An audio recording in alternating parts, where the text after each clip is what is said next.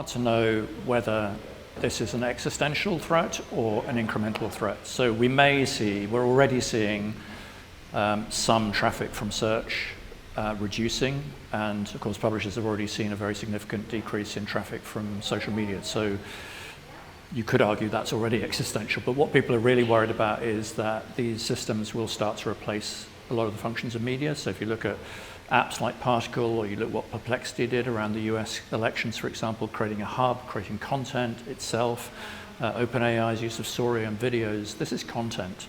And publishers really worry that they are going to be replaced by the AI itself.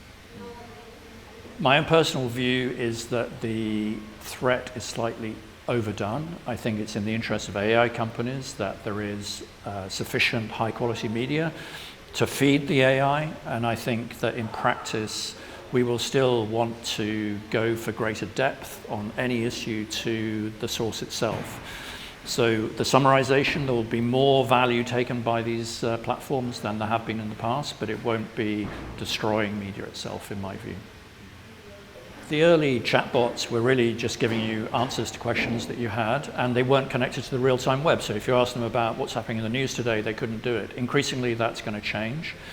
And search is currently not a great product anymore. You know, when it started in 1997, Google was just transformational. And I think some of the new AI searches like Perplexity, Search GPT, which is coming and is really going to get a lot of marketing behind it, is really transformational. It gives a better experience. It's pulling back answers and full content from a range of different providers, and that's going to be a better experience, but it also carries a lot of risks for publishers.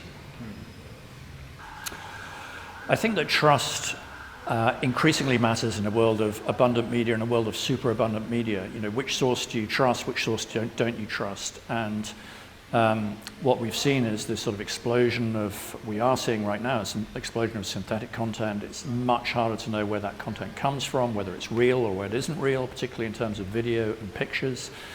And so, you know, that could undermine trust in the whole ecosystem. On the other hand, it could potentially help some trusted news brands distinguish themselves from just the mass of unreliable information on the internet. And we don't know how that's going to work out, but trust is going to remain absolute key touch point for many publishers going forwards.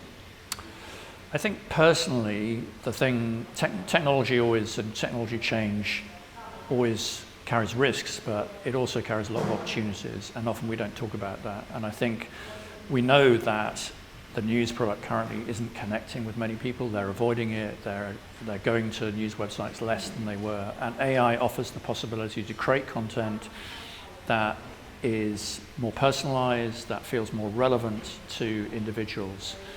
Something we talked about on the internet for a long period of time, but I think actually over the next few years, that carries a lot of opportunities too.